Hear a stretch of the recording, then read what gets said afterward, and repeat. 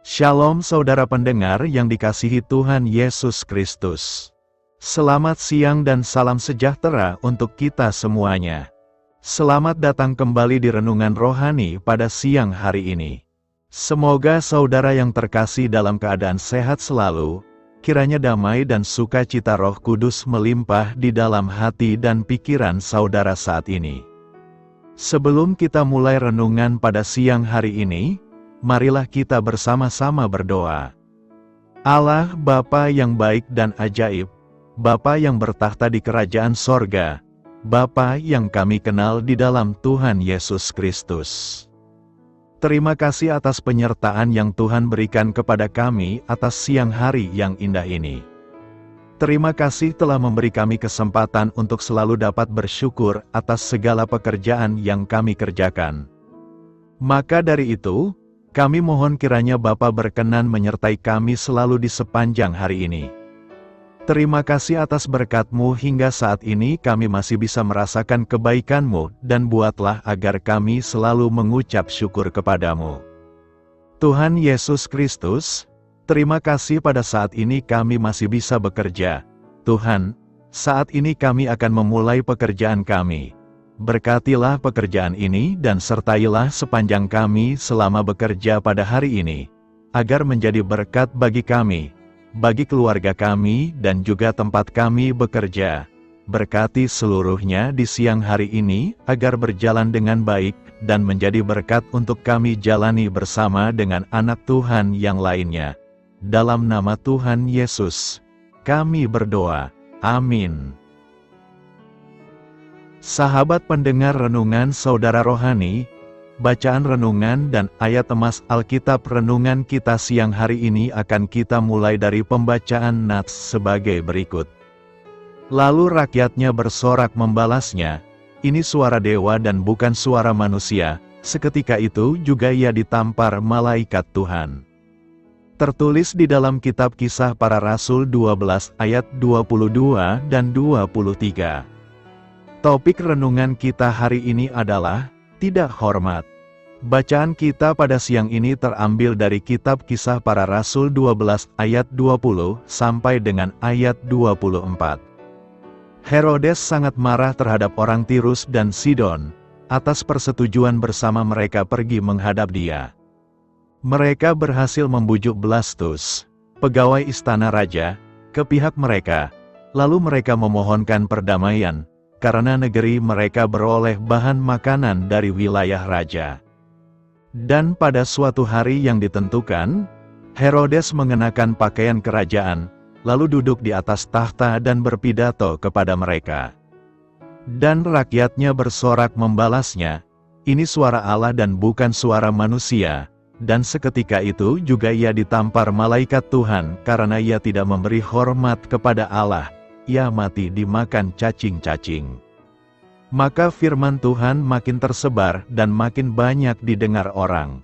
Ayat renungan kita ini terambil dari kitab Kisah Para Rasul 12 ayat 20 sampai dengan ayat 24. Kata mutiara renungan kita hari ini adalah, bukan kepada kami, ya Tuhan, bukan kepada kami tetapi kepada nama-Mu lah beri kemuliaan. Mari kita mulai renungan siang kita. Baiklah, mari kita mulai segmen kisah inspiratif. Raja Herodes, dengan mengenakan pakaian kerajaan, berpidato di hadapan rakyat karena ia ingin mereka berpihak kepadanya. Ia senang mendengar sanjungan rakyatnya, ini suara dewa dan bukan suara manusia, sorak rakyatnya. Rasa takut dan hormat kepada satu-satunya Allah yang sejati seharusnya membuat Herodes menyanggah sanjungan itu. Tetapi ia tidak melakukannya, karena ia tidak bersedia memberi hormat kepada Allah. Herodes segera ditampar oleh malaikat Tuhan. Ia mengalami kematian yang mengerikan karena telah bersikap tidak hormat kepada Allah. Di lain pihak, Paulus dan Barnabas sangat menghormati Allah, sehingga mereka panik ketika orang-orang memuja mereka.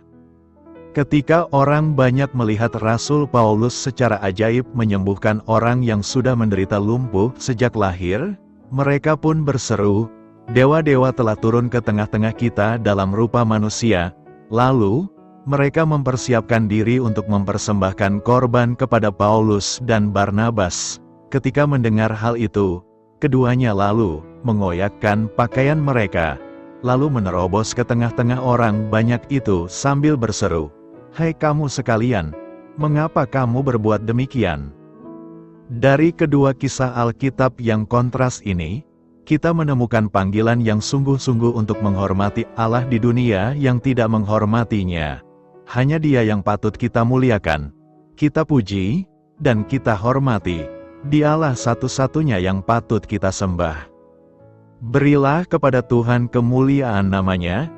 Mazmur 29 ayat 2 berkata, "Berilah kepada Tuhan kemuliaan namanya, sujudlah kepada Tuhan dengan berhiaskan kekudusan." Kemuliaan Tuhan adalah hasil dari sifat dan perbuatan-perbuatannya. Ia mulia di dalam karakternya, karena ada sebuah penyimpanan dari segala yang suci, baik, dan indah di dalam Tuhan, sehingga Ia pasti mulia. Perbuatan-perbuatan yang mengalir dari karakternya pun mulia, tetapi ketika Ia berkehendak untuk mewujudkan kebaikannya dalam ciptaannya akan kebaikan, rahmat, dan keadilannya, Ia juga memikirkan bahwa kemuliaan yang diberikan kepada mereka harus diberikan kepada dirinya saja. Begitu juga dalam diri kita, tidak ada yang di dalamnya kita dapat mempermuliakan diri, karena siapa yang membuat kita berbeda dari yang lain? Dan apa yang kita punya yang tidak kita terima dari Allah segala kemurahan? Maka kita seharusnya dengan berhati-hati berjalan dengan rendah hati bersama Tuhan. Ketika kita memuliakan kita sendiri, karena hanya ada satu tempat untuk dimuliakan di alam semesta, kita menempatkan diri kita sendiri sebagai saingan dari Yang Sang Maha Tinggi. Haruskah serangga yang hidup 1 jam saja memuliakan dirinya sendiri melawan matahari yang telah menghangatkannya sehingga hidup? Haruskah pecahan tanah liat mengagungkan dirinya sendiri mengatasi manusia yang telah membentuknya di atas jentera? Haruskah debu gurun berjuang melawan angin puyuh, atau tetesan air di lautan bergulat melawan angin ribut? Kemuliaan itu hanya untuk Tuhan. Itu sebabnya pemazmur mengajak kita untuk memberikan kemuliaan bagi Tuhan. Berikan kepada Tuhan, hai kau orang benar. Berikan kepada Tuhan kemuliaan dan kuasa. Berikan kepada Allah kehormatan yang menjadi hak namanya. Namun memang, mungkin, salah satu perjuangan yang paling sulit yang dialami orang Kristen dalam hidup adalah mempelajari kalimat berikut, "Bukan kepada kami, ya Tuhan, bukan kepada kami, tetapi kepada nama-Mu lah beri kemuliaan." Inilah pelajaran bagi kita yang selalu Allah ajarkan kepada kita, dan mengajarkan kita terkadang dengan kedisiplinan yang paling menyakitkan. Memuliakan Allah berarti memberinya kemuliaan. Istilah kemuliaan dalam kaitannya dengan Allah dalam Perjanjian Lama mengandung ide kemegahan yang luar biasa. Di dalam Perjanjian Baru, istilah yang diterjemahkan sebagai kemuliaan berarti martabat, kehormatan, pujian dan syukur. Jika kita menggabungkan kedua makna itu, makna memuliakan Allah adalah mengakui kebesarannya dan menghormatinya melalui pujian dan penyembahan. Karena Ia, dan Ia saja, layak dipuji, dihormati dan disembah. Kemuliaan adalah bagian pokok dari kodrat-Nya, dan kita memuliakan Dia dengan mengakui bagian pokoknya itu. Pertanyaan yang timbul ialah, jika Allah memang empunya segala kemuliaan, bagaimana kita dapat memberinya kemuliaan? Bagaimana caranya memberi Allah sesuatu yang adalah bagian dari dirinya? Kuncinya ditemukan dalam 1 Tawarik 16 ayat 28-29. Berilah kepada Tuhan, hai segala bangsa manusia, berilah kepada Tuhan hormat dan puji. Berilah kepada Tuhan hormat namanya. Bawalah akan persembahan dan datanglah kamu menghadap hadirat-Nya. Sembah sujudlah kepada Tuhan serta berpakaikan pakaian hari raya yang suci. Di dalam ayat ini, kita mengamati ada dua tindakan kita yang dapat memuliakan Allah, yakni: pertama, kita memberi hormat dan puji, karena ialah hak-Nya. tidak ada pihak lain yang layak dipuji dan disembah selayaknya Allah. Yesaya 42 ayat 8 mengulangi hal ini. Aku ini Tuhan, itulah namaku. Aku tidak akan memberikan kemuliaanku kepada yang lain, atau kemasyhuranku kepada patung.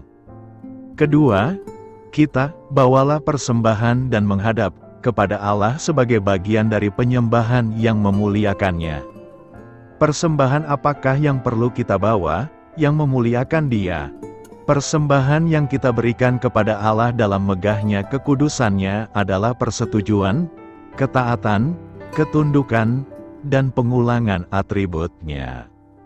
Memuliakan Allah dimulai dengan menyetujui segala sesuatu yang telah Ia firmankan, terutama yang berhubungan dengan dirinya. Memuliakan Allah adalah memuji atributnya, kekudusan, kesetiaan, kemurahan, belas kasih, kemegahan, kedaulatan, kuasa, dan kemahatauannya, mengulangi dan merenungkannya dalam pikiran kita dan memberitahu sesama kita tentang satu-satunya jalan kesalaman yang telah Ia sediakan. Karena itu, berilah kemuliaan bagi Tuhan sebab Dia telah melakukan segalanya bagi kita. Mengapa kemuliaan tidak menjadi milik kita? Pepatah mengatakan, berikan pujian kepada yang berhak menerimanya. Ketika tiba saatnya menerima kehormatan dan kemuliaan, orang percaya menemukan hanya satu yang layak menerima semua pujian, bukan kepada kami, ya Tuhan, bukan kepada kami, tetapi kepada nama-Mu lah berikan kemuliaan. Mazmur 115 mengontraskan keunggulan Tuhan yang berdaulat atas alam semesta dengan dewa-dewa palsu yang tidak berdaya dan berhala buatan manusia yang tidak berharga dari bangsa-bangsa kafir. Itu ditulis di era ketika musuh-musuh Israel terus-menerus menghina dan mengejek mereka. Nama-Mu, dalam Mazmur 115 ayat 1 mengacu pada karakter dan sifat hakiki Tuhan, atau reputasinya. Itu berarti Tuhan sendiri. Kemuliaan adalah keadaan kehormatan yang tinggi. Jadi, pemazmur membuka penyembahan dengan penegasan yang berani bahwa segala sesuatu umat Tuhan dan semua yang mereka capai seharusnya bukan untuk keuntungan atau penghargaan mereka sendiri, tetapi untuk kemuliaan Tuhan. Yesaya 42 ayat 8 dan 48 ayat 11 memberitahu kita bahwa Allah tidak akan menyerahkan kemuliaannya kepada manusia atau pujiannya kepada berhala karena semua kemuliaan hanya milik-Nya. Kemuliaan Allah itu unik. Siapakah di antara para Allah yang seperti Engkau, ya Tuhan? Siapakah yang seperti Engkau? Agung karena kekudusan-Mu, dahsyat karena kemuliaan-Mu, dan yang melakukan keajaiban-keajaiban. Umat Allah dipanggil untuk memberitakan kemuliaannya di antara bangsa-bangsa, perbuatan-perbuatannya yang ajaib di antara segala bangsa. Sebab Tuhan itu besar dan sangat terpuji. Ia harus ditakuti di atas segala Allah, sebab semua Allah bangsa-bangsa adalah berhala, tetapi Tuhanlah yang menjadikan langit, kemegahan dan semarak ada di hadapannya. Kekuatan dan sukacita ada di tempat kediamannya. Berikanlah kepada Tuhan, hai segala kaum bangsa, berikanlah kepada Tuhan kemuliaan dan kekuatan. Orang Farisi yang munafik mencari kemuliaan bagi diri mereka sendiri. Mereka ingin dilihat oleh orang lain sebagai orang benar dan menerima penghormatan dari manusia. Namun Yesus memberitahu kita untuk mempraktikkan perbuatan baik kita secara rahasia. Karena itu, apabila kamu memberi kepada orang yang membutuhkan, janganlah memberitakannya dengan terompet, seperti yang dilakukan orang-orang munafik di rumah-rumah ibadat dan di jalan-jalan, supaya mereka dimuliakan.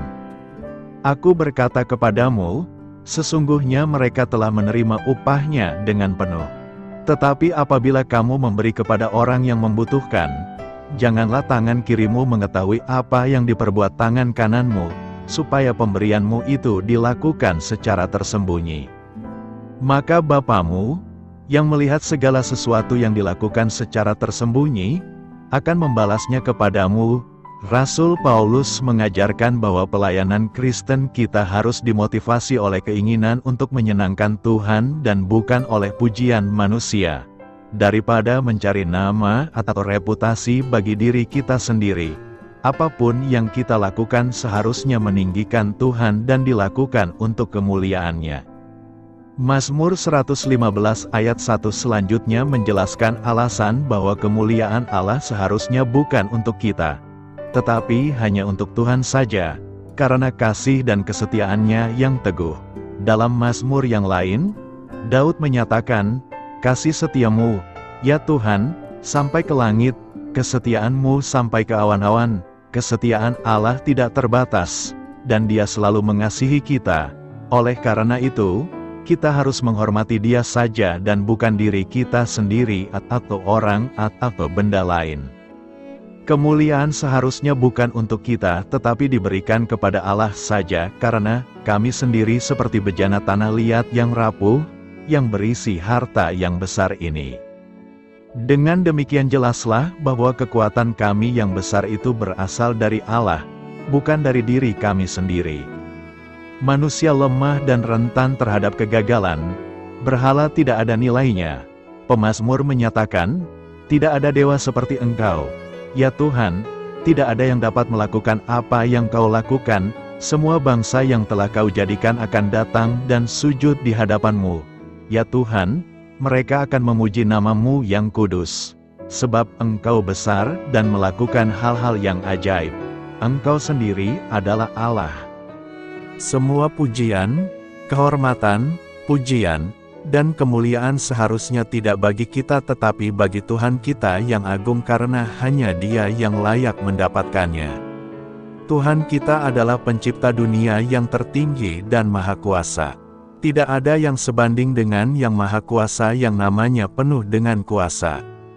Besarlah Tuhan, Dia sangat layak dipuji. Dia harus ditakuti di atas semua Allah. Hanya satu, Raja kemuliaan, yang sejati yang layak untuk dinobatkan di tempat yang sangat terhormat. Tidak menghiraukan nyawa. Kisah Para Rasul 20 ayat 24. Tetapi aku tidak menghiraukan nyawaku sedikitpun, asal saja aku dapat mencapai garis akhir dan menyelesaikan pelayanan yang ditugaskan oleh Tuhan Yesus kepadaku untuk memberi kesaksian tentang Injil kasih karunia Allah. Jika kita sudah sampai pada keputusan tidak menghiraukan nyawa itu, berarti kita sudah berada pada tahap keputusan final dalam hidup. Sekali melangkah tidak akan mundur lagi. Sekali mengikut Yesus tetap mengikut Yesus walau nyawa taruhannya. Itulah yang terjadi dalam hidup Paulus. Seluruh hidup Paulus merupakan pengalaman dari satu resiko yang penuh tekanan ke resiko lainnya. Ia berkata dalam Kisah 20 ayat 23, "Roh Kudus bersaksi kepadaku dalam setiap kota bahwa penjara dan sengsara menunggu aku." Tetapi ia tidak pernah tahu dalam bentuk apakah semuanya itu akan terjadi, atau kapan semuanya terjadi, atau oleh siapakah itu semua terjadi. Paulus telah memutuskan untuk mempertaruhkan nyawanya di Yerusalem dengan pemahaman penuh tentang apa yang mungkin terjadi. Apa yang telah ditanggungnya membuat ia tidak ragu tentang apa yang akan terjadi di Yerusalem. 5 kali aku disesah orang Yahudi, setiap kali 40 kurang 1 pukulan, 3 kali aku didera, 1 kali aku dilempari dengan batu, 3 kali mengalami karam kapal, sehari semalam aku terkatung-katung di tengah laut. Dalam perjalananku aku sering diancam bahaya banjir dan bahaya penyamun, bahaya dari pihak orang-orang Yahudi dan dari pihak orang-orang bukan Yahudi, bahaya di kota, bahaya di padang gurun, bahaya di tengah laut, dan bahaya dari pihak saudara-saudara palsu. Aku banyak berjerih lelah dan bekerja berat, kerap kali aku tidak tidur, aku lapar dan dahaga, kerap kali aku berpuasa, kedinginan dan tanpa pakaian, dan dengan tidak menyebut banyak hal lain lagi. Urusanku sehari-hari, yaitu untuk memelihara semua jemaat-jemaat. Apa artinya ayat ini?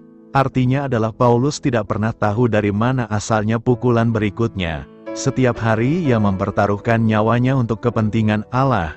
Jalan-jalan darat tidak aman, sungai-sungai tidak aman, bangsanya sendiri, orang Yahudi, tidak aman, bangsa-bangsa lain tidak aman, kota-kota tidak aman, padang gurun tidak aman, laut tidak aman, bahkan orang-orang yang disebut Kristen tidak aman. Ia mempunyai dua pilihan, menyia-nyiakan hidupnya atau hidup dengan resiko. Dan ia menjawab pilihan itu dengan jelas, tetapi aku tidak menghiraukan nyawaku sedikitpun, asal saja aku dapat mencapai garis akhir dan menyelesaikan pelayanan yang ditugaskan oleh Tuhan Yesus kepadaku untuk memberi kesaksian tentang Injil kasih karunia Allah. Ia tidak pernah tahu akan apa yang terjadi setiap hari. Tetapi jalan Kalvari memanggil dan ia mempertahankan hidupnya setiap hari. Dan itu tepat. Rasul Paulus bukan hanya memahami dengan jelas panggilan Allah terhadap dirinya, tetapi dia juga memiliki komitmen untuk melaksanakan panggilan tersebut dan bersedia menanggung risiko apapun. Oleh karena itu, dia bersedia melayani secara total. Dia bukan hanya menyerahkan waktunya, pikirannya, tenaganya, masa depannya, bahkan dia bersedia mengorbankan nyawanya sendiri agar panggilan Allah terhadap dirinya itu terlaksana. Rasul Paulus tidak mengkhawatirkan keamanan atau keselamatan dirinya, melainkan dia mengkhawatirkan jemaat yang terancam oleh ajaran palsu yang akan merajalela sesudah ia pergi. Ketaatan Rasul Paulus terhadap kehendak Allah dan kasih Rasul Paulus terhadap jemaat yang dilayaninya membuat dia sanggup melayani secara total dan sanggup menghadapi semua tantangan yang menghadang. Adanya orang-orang Yahudi yang bersikap sebagai oposisi dan selalu berusaha menghalangi pelayanannya, bahkan berusaha membunuh dia, tidak pernah meruntuhkan semangatnya untuk terus melayani jemaat. Bila kita menghendaki agar amanat agung Tuhan Yesus bisa terlaksana, kita memerlukan adanya orang-orang yang melayani secara total seperti Rasul Paulus, untuk bisa melakukan terobosan dan melayani orang-orang yang menentang kekristenan. Kita memerlukan orang-orang yang tidak memikirkan kepentingannya sendiri. Apakah kita telah mengikuti jejak Rasul Paulus dengan melayani secara total dan bersedia menanggung risiko apapun agar kehendak Allah terlaksana? Bila gereja selalu mencari aman dan mundur saat menghadapi masalah berat, amanat agung Kristus tak akan pernah terselesaikan. Karena itu, beranilah bertaruh nyawa kita demi pengembangan Injil Kerajaan Allah di bumi ini. Orang yang berseru kepada Tuhan akan diselamatkan. Kisah Para Rasul 2 ayat 21 berkata, "Barang siapa yang berseru kepada nama Tuhan akan diselamatkan." Latar belakang ayat ini dapat dipahami dengan melihat konteksnya dalam Kisah Para Rasul 2. Pada hari Pentakosta, para pengikut Yesus berkumpul di satu tempat dan tiba-tiba terdengar bunyi seperti angin keras yang datang dari langit, dan lidah-lidah api menampakkan diri dan mendiami mereka. Roh Kudus telah turun atas mereka. Sesuai janji Yesus sebelumnya, Petrus kemudian bangkit dan memberikan khotbah yang kuat dan bersemangat kepada orang banyak yang berkumpul di sana. Dia mengutip nubuat dari kitab Nabi Yul dan menjelaskannya kepada pendengarnya. Petrus mengatakan bahwa apa yang terjadi pada saat itu adalah penggenapan dari nubuat Yul tentang waktu terakhir dan pembaharuan yang akan datang. Petrus mengatakan bahwa siapapun yang memanggil nama Tuhan akan diselamatkan. Ini menunjukkan bahwa keselamatan hanya dapat ditemukan dalam iman kepada Yesus Kristus sebagai Juru Selamat dan Tuhan. Ayat ini mengandung pesan tentang pentingnya iman kepada Yesus dan pengakuan terhadapnya sebagai Tuhan. Ketika seseorang dengan tulus memanggil nama Tuhan dan mempercayainya, dia akan menerima keselamatan dari dosa dan konsekuensi kekalnya. Dalam konteks sejarah dan teologi Kristen, ayat ini menjadi bagian penting dalam mengajarkan tentang pentingnya iman kepada Yesus Kristus sebagai satu-satunya jalan untuk mendapatkan keselamatan. Berseru kepada Tuhan dalam konteks ini mengacu pada tindakan memanggil atau memohon kepada Tuhan dengan penuh keyakinan dan kepercayaan, Cara berseru kepada Tuhan dapat dilakukan melalui doa yang tulus dan sungguh-sungguh. Berikut adalah beberapa langkah yang dapat diambil untuk berseru kepada Tuhan. Pertama, percayalah bahwa Tuhan mendengar. Ketika kita berseru kepada Tuhan, kita harus meyakini bahwa Dia adalah Allah yang mendengar doa kita. Percayalah bahwa Tuhan adalah Allah yang penuh kasih dan peduli terhadap kita. Kedua, berserulah dengan hati yang tulus. Berserulah kepada Tuhan dengan hati yang tulus dan rendah hati. Sampaikan kebutuhan, kerinduan, dan permohonan kita dengan penuh keyakinan bahwa Tuhan akan mendengarkan dan bertindak sesuai dengan kehendak-Nya. Ketiga, serukan nama Tuhan Yesus. Dalam konteks ayat ini, Petrus mengutip nubuat Yul untuk menekankan pentingnya nama Tuhan Yesus. Berserulah kepada Tuhan dengan menyebut nama Yesus Kristus sebagai Juru Selamat dan Tuhan kita. Nama Yesus memiliki kuasa dan otoritas untuk menyelamatkan. Keempat, berdoalah dengan iman. Ketika berseru kepada Tuhan, lakukan dengan iman yang teguh. Percayalah bahwa Tuhan mendengar doa-doa kita dan Dia memiliki kuasa untuk menjawabnya sesuai dengan kehendak-Nya. Kelima, sampaikan dengan sungguh-sungguh.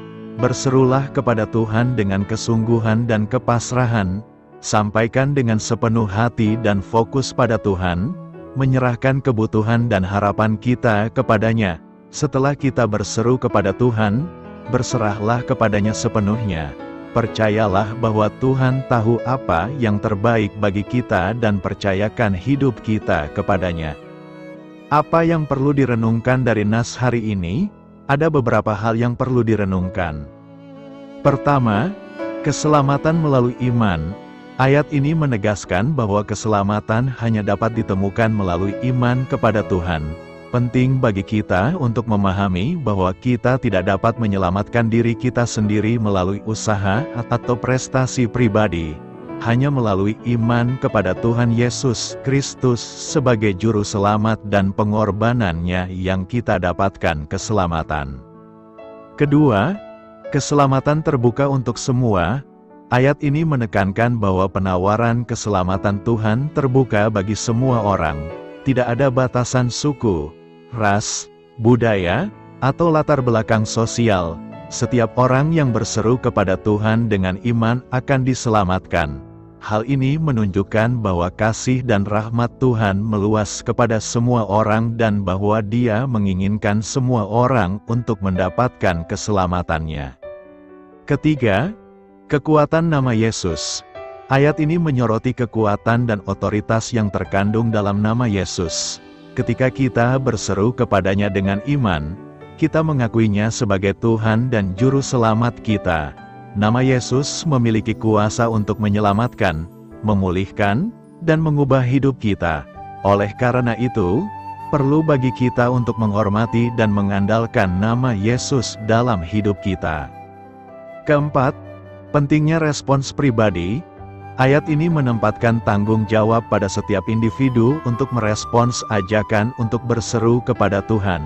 Keselamatan tidak hanya terjadi secara otomatis, tetapi kita perlu mengambil langkah untuk memanggil nama Tuhan dengan sungguh-sungguh. Setiap orang memiliki kebebasan dan kesempatan untuk merespons undangan keselamatan yang Tuhan tawarkan melalui Yesus Kristus. Kelima, konsekuensi dari tidak berseru kepada Tuhan. Ayat ini secara implisit menunjukkan bahwa tidak berseru kepada Tuhan berarti tidak mendapatkan keselamatan. Dalam konteks khotbah Petrus, dia juga memperingatkan pendengarnya tentang hukuman dan konsekuensi yang akan datang bagi mereka yang menolak untuk bertobat dan mempercayai Yesus. Oleh karena itu, penting bagi kita untuk merenungkan urgensi dan pentingnya memutuskan untuk berseru kepada Tuhan dalam hidup kita.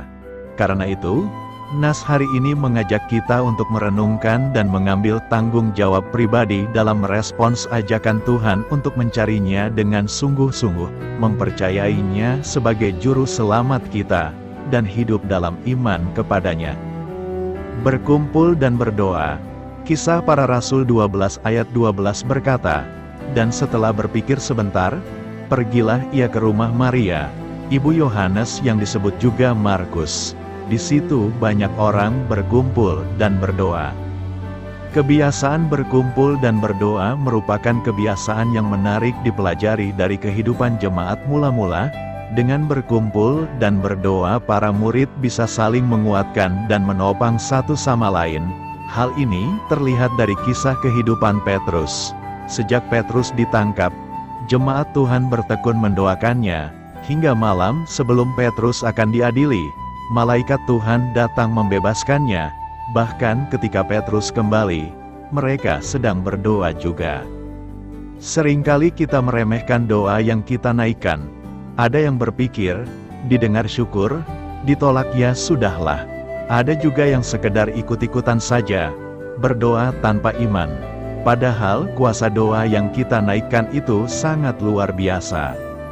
Saat jemaat Tuhan berdoa, Tuhan mengutus malaikatnya membebaskan Petrus. Di sini kita mengerti bahwa sesungguhnya saat kita berdoa, doa kita didengar Tuhan dan Dia lakukan sesuatu sesuai kehendak dan caranya. Mungkin bukan saat doa yang pertama kali, mungkin yang kedua, ketiga dan seterusnya. Yang harus kita sadari adalah bahwa Tuhan bertindak di waktu yang tepat dan sesuai dengan yang direncanakannya. Karenanya jangan pernah merasa doa kita itu sia-sia, selama yang kita doakan itu hal yang baik, benar dan untuk kemuliaan Tuhan. Pasti didengar Tuhan. Yang dibutuhkan adalah kesabaran menunggu Tuhan bertindak sambil terus berdoa. Mengapa tidak cukup sekali saja doanya? Ada saatnya kita cukup sekali berdoa. Ada saatnya dibutuhkan lebih dari satu kali berdoa, tergantung bagaimana kehendak Tuhan. Ketika kita berdoa, Tuhan bertindak di dalam keterbatasan waktu dan tempat.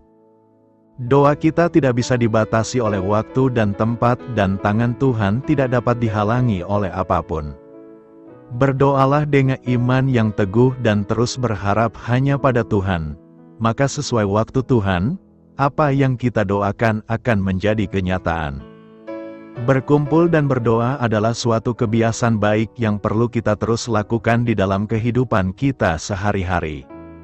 Kita harus membiasakan berkumpul dan berdoa bersama suami atau istri, anak-anak dan keluarga yang tinggal bersama kita. Berkumpul dan berdoa akan memberi kesempatan bagi kita saling menguatkan dan menopang serta berharap Tuhan akan menjawab dan mengabulkan segala doa dan permohonan kita. Karena itu, jadikanlah berkumpul dan berdoa menjadi sebuah kebiasaan yang baik di tengah-tengah kehidupan keluarga kita masing-masing. Keselamatan hanya di dalam Yesus. Kisah Para Rasul 4 ayat 12 berkata, "Dan keselamatan tidak ada di dalam siapapun juga selain di dalam Dia." Ada banyak jalan keselamatan di dunia ini, namun hanya ada satu jalan keselamatan yang menuju kehidupan kekal, yakni di dalam Yesus Kristus. Keselamatan sendiri menjadi perhatian khusus dari penulis kitab Lukas dan Kisah Para Rasul. Sebagai istilah yang memiliki pengertian luas, keselamatan dapat berarti pembebasan dari apa saja, mulai dari penyakit sampai dosa, dan penindasan politik sampai pengadilan Tuhan. Orang lumpuh dalam Kisah Para Rasul 3-4 diselamatkan melalui kesembuhan. Sedangkan Nabi Zakharia berbicara tentang keselamatan sehubungan dengan pembebasan dari musuh bangsa Israel. Kisah Para Rasul 27 ayat 31 menyebut kelepasan dari badai laut sebagai keselamatan. Tetapi masalah yang lebih lanjut adalah terlepas dari pengadilan Tuhan. Kelepasan tersebut bukan semata-mata penyelamatan, melainkan juga memiliki segi positif, yakni agar Tuhan mendatangkan waktu kelegaan. Pengertian yang terakhir ini mendominasi khotbah-khotbah dalam Kisah Para Rasul, dan bacaan kita merupakan bagian dari Kisah Para Rasul itu. Dengan demikian, meskipun penulis kitab tersebut tentu saja mengetahui beberapa arti keselamatan, yang ditekankan pada bacaan ini adalah apa yang diyakininya memiliki arti yang paling penting, dan hal tersebut adalah keselamatan dalam pengertian yang sepenuhnya. terlepas dari pengadilan Tuhan dan memperoleh berkat-Nya. Keselamatan semacam ini, menurut penulis, hanya dapat terjadi melalui Yesus Kristus. Penting bagi Petrus untuk membuat pernyataan di atas di hadapan para pemimpin bangsa Yahudi. Yudaisme mereka, yang sangat dekat dengan keyakinan Kristen, tetapi tidak membuat seseorang benar-benar menjadi Kristen, tidak dapat menyelamatkan mereka. Mereka membutuhkan sebuah nama, yaitu nama Yesus. Tema keselamatan yang hanya dapat diperoleh melalui Kristus ini diulangi beberapa kali dalam Kisah Para Rasul. Tetapi menurut pendapat saya, Paulus mengatakannya secara paling tegas dengan menentang agama dan filsafat agama Yunani Athena ketika ia berkata, dengan tidak memandang lagi zaman kebodohan, maka sekarang Allah memberitakan kepada manusia, bahwa di mana-mana semua mereka harus bertobat. Karena ia telah menetapkan suatu hari, pada waktu mana ia dengan adil akan menghakimi dunia oleh seorang yang telah ditentukannya. Karena keselamatan bersifat eksklusif, apa yang dimaksudkan Petrus dengan pernyataannya bahwa keselamatan itu terdapat dalam sebuah nama, kita kembali pada khotbah Petrus yang pertama, di mana ia mengatakan, dan barang siapa yang berseru kepada nama Tuhan akan diselamatkan.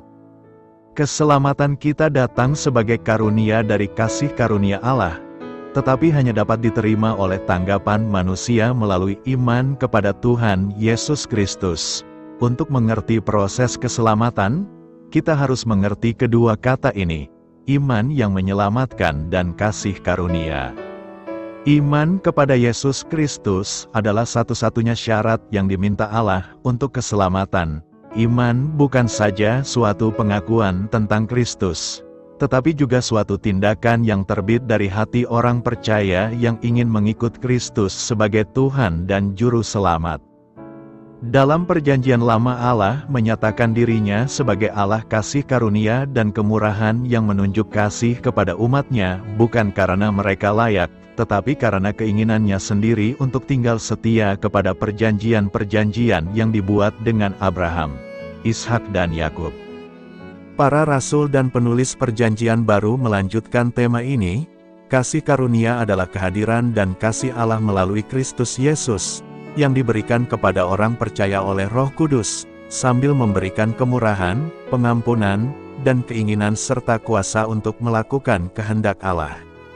Seluruh kegiatan kehidupan Kristen dari awal sampai akhir tergantung pada kasih karunia ini. Karena itu, marilah terus memegang keselamatan yang kekal itu di dalam diri Yesus Kristus. Siapakah Herodes Agripa pertama? Perjanjian Baru menyebutkan beberapa Herodes yang berbeda dari Matius 1 hingga Kisah Para Rasul 26. Herodes Agripa adalah salah satu penguasa yang ditunjuk Romawi di Israel dari dinasti Herodes. Herodes Agung adalah raja orang Yahudi saat kelahiran Yesus dan mencoba membunuhnya. Herodes Antipas adalah raja selama pelayanan Yohanes Pembaptis dan Yesus. Antipas mengeksekusi Yohanes dan kemudian menolak untuk menghakimi Yesus, mengirimnya kembali ke Pilatus. Dalam Kisah Para Rasul 4 ayat 27, Herodes Antipas, hanya disebut Herodes, disebutkan sebagai salah satu dari mereka yang bersalah atas penyaliban Yesus. Kisah Para Rasul 12 berbicara tentang Herodes sebagai penganiaya para rasul. Tetapi ini adalah Herodes yang berbeda. Herodes Agripa pertama. Herodes Antipas adalah seorang penguasa di Galilea. Tetapi Herodes Agripa pertama, yang memimpin penganiayaan dalam Kisah Para Rasul, memerintah sebagai raja di Yerusalem. Lukas, penulis Kisah Para Rasul, tidak melihat perlunya menjelaskan siapakah para Herodes itu, karena hal itu sudah menjadi pengetahuan umum bagi para pembacanya. Selain itu, Herodes adalah nama keluarga yang hampir identik dengan penguasa, sehingga dapat digunakan dengan cara yang sama seperti saat ini seorang penulis mungkin berbicara tentang presiden, atau sheriff, tanpa berhenti untuk menjelaskan setiap kali bahwa ia mungkin berbicara tentang orang yang berbeda yang menduduki jabatan tersebut. Herodes Agripa pertama adalah Raja Yudea dari tahun 41 hingga 44 Masehi. Ia adalah cucu Herodes Agung dan keponakan Herodes Antipas. Serangkaian prefek, salah satunya adalah Pilatus, telah memerintah Yudea sebagai provinsi Romawi selama lebih dari 30 tahun. Roma menempatkan Agripa pertama di atas tahta sebagai raja klien selama sekitar 3 tahun. Agripa telah menghabiskan waktu di Roma di mana ia mengembangkan persahabatan dengan Kaisar Tiberius dan calon Kaisar Caligula dan Claudius. Persahabatan ini membantunya mengamankan posisi pemerintahannya. Setelah kematian Agripa, ia digantikan oleh seorang prokurator Romawi. Sebagai klien Roma, tugas utama Raja Yudea adalah menjaga perdamaian. Herodes Agripa tahu bahwa jika ada sesuatu yang meresahkan penduduk Yahudi, menenangkan mereka adalah kepentingan terbaiknya. Rupanya, menjaga perdamaian adalah alasan Agripa menganiaya gereja. Kisah Para Rasul 12 ayat 1-3 melaporkan, Raja Herodes menangkap beberapa orang dari jemaat itu dengan maksud untuk menganiaya mereka. Ia menyuruh membunuh Yakobus, saudara Yohanes, dengan pedang. Ketika ia melihat bahwa tindakan itu diterima baik oleh orang Yahudi, ia melanjutkan dengan menangkap Petrus juga. Lukas secara khusus mengaitkan penangkapan Petrus dengan fakta bahwa hal itu menyenangkan orang Yahudi. Petrus tidak mati di tangan Herodes Agripa, tetapi secara ajaib diselamatkan dari penjara. Ketika diketahui bahwa Petrus telah melarikan diri, tidak ada keributan kecil di antara prajurit-prajurit. Herodes Agripa merasa frustrasi. Setelah Herodes menyuruh mencari dia dengan seksama, tetapi tidak menemukannya, ia memeriksa para penjaga itu dan memerintahkan agar mereka dihukum mati. Lalu berangkatlah Herodes dari Yudea ke Kaisarea, dan tinggal di sana. Di Kaisarea, Herodes Agripa pertama menemui ajalnya. Agripa telah bertengkar dengan orang-orang Tirus dan Sidon. Mereka sekarang bergabung bersama dan berusaha menghadap dia. Setelah memperoleh dukungan dari Blastus, seorang hamba pribadi raja yang terpercaya, mereka meminta perdamaian, karena mereka bergantung pada negara raja untuk persediaan makanan mereka. Pada hari yang ditentukan, Herodes mengenakan jubah kerajaannya, duduk di singgasananya dan menyampaikan pidato di depan umum kepada orang-orang. Mereka berteriak, "Ini suara dewa, bukan suara manusia."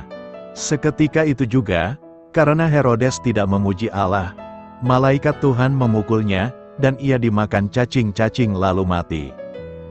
Dari informasi yang diberikan Lukas, orang mungkin menduga bahwa Agripa tiba-tiba dikuasai oleh cacing-cacing yang melahapnya dalam hitungan detik, dan orang dapat membayangkan bagaimana hal ini dapat digambarkan dengan mengerikan dalam sebuah film Hollywood. Tetapi Lukas tidak mengatakan bahwa Herodes langsung meninggal, hanya bahwa ia dipukul langsung. Menurut Josephus, Herodes Agripa langsung tidak berdaya karena sakit parah di perutnya. Rasa sakit itu bertahan selama 5 hari sebelum ia meninggal. Kitab Kisah Para Rasul memberitahu kita bahwa penyebab kematiannya adalah cacing-cacing yang langsung berasal dari tangan Tuhan. Nasib Herodes Agripa pertama adalah pengingat nyata bahwa tidak ada gunanya melawan Tuhan. Sementara Herodes sang raja menggeliat di ranjang kesakitan dengan cacing-cacing di perutnya, Petrus sang rasul bebas untuk menyebarkan Injil dan melayani Tuhan. Herodes meninggal, tetapi firman Tuhan terus tersebar dan berkembang. Allah itu berdaulat. Salah satu prinsip penting bagi orang percaya dalam menjalankan misi adalah pemahaman bahwa Allah itu berdaulat. Artinya, Allah itu memegang kekuasaan tertinggi untuk membuat keputusan apapun sesuai dengan kehendak-Nya.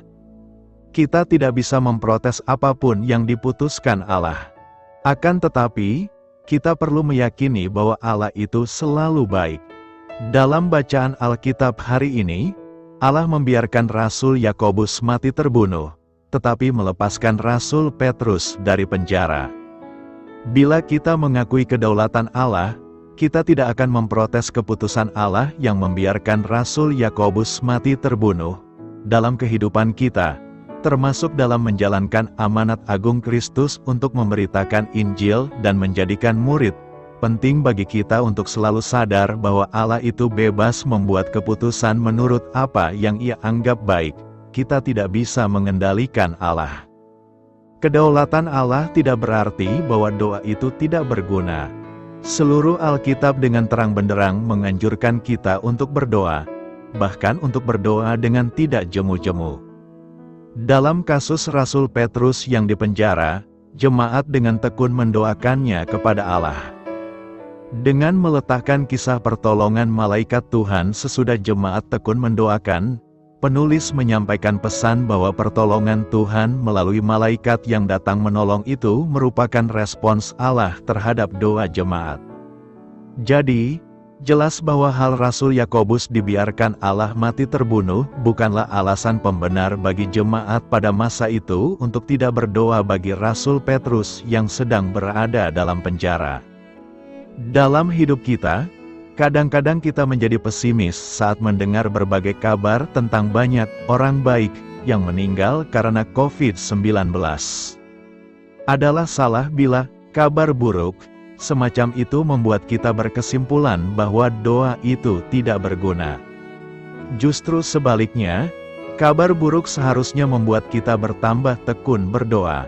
Perhatikan bahwa sikap Herodes yang dengan sewenang-wenang telah membunuh Rasul Yakobus dan membunuh para prajurit yang gagal menjaga Rasul Petrus di penjara, lalu menyombongkan diri, akhirnya membuat Herodes ditampar oleh malaikat Tuhan dan mati dimakan cacing-cacing. Jangan sombong. Renungkanlah, apakah Anda telah bersikap tunduk terhadap kedaulatan Allah? Selamat berkarya untuk Tuhan. Selamat memulai karya di dalam kehidupan kita untuk Tuhan. Doa saya menyertai saudara sekalian. Saya memberkati Anda agar sewaktu Anda mencarinya dari Dia, Bapa Surgawi Anda akan memberikan bagi Anda roti harian Anda. Dalam nama Yesus Kristus, Tuhan yang berkuasa atas alam semesta dan menuntun kita kepada iman yang menyelamatkan. Tuhan Yesus menyertai senantiasa. Tuhan memberkati. Amin.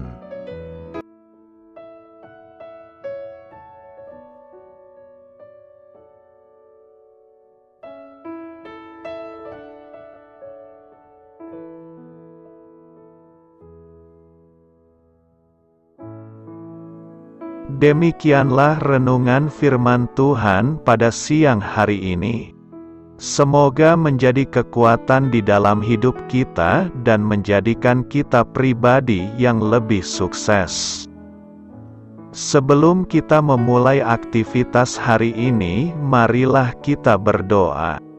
Bapa kami yang ada di sorga, terima kasih atas kasih dan kebaikan Tuhan yang begitu besar buat kami. Tuntunlah perbuatanku agar di sepanjang hari ini saya bisa bekerja sebaik-baiknya, tidak pernah jemu menolong sesama, selalu ramah dan tahu terima kasih, menghayati iman dan mengamalkannya dengan sekuat tenagaku. Semua ini saya sampaikan kepadamu, dengan pengantaraan Kristus, Tuhan kami. Allah, Bapa kami bersyukur kepadamu, bahwa dengan bekerja kami boleh ambil bagian di dalam karya-Mu mensejahterakan dan membahagiakan umat manusia. Kami mohon bimbingan-Mu dalam melaksanakan pekerjaan kami hari ini. Bimbinglah kami agar sanggup bekerja dengan semangat kasih, dengan riang, rajin dan jujur. Terima kasih, Tuhan. Amin. Dalam nama Tuhan Yesus Kristus Tuhan dan Juru Selamat kami, Bapa kami yang baik, kami mengucap syukur dan berdoa. Amin. Biarlah firman Tuhan menjadi pengingat untuk kita semua, bahwa tuntunan dari Roh Kudus akan selalu memberi jalan keluar bagi setiap permasalahan hidup kita, dan memberi kedamaian di hati kita. Amin. Sampai jumpa di renungan siang saudara rohani berikutnya. Shalom.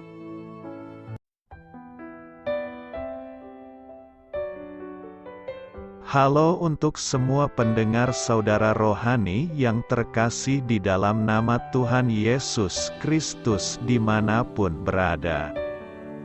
Mari dukung kami, tim redaksi Renungan Harian Saudara Rohani, dengan cara memberikan bantuan, kritik dan masukan. Saudara dapat memberikan masukan melalui kolom komentar di bawah atau mengirim kepada kami langsung melalui email yang tertera di layar Anda, saudararohani@gmail.com. Jika saudara terberkati melalui renungan ini, saudara dapat mendoakan kami dan memberikan bantuan lainnya dengan mengirim email kepada kami. Saya berdoa agar saudara sekalian bahagia dan sehat selalu. Amin.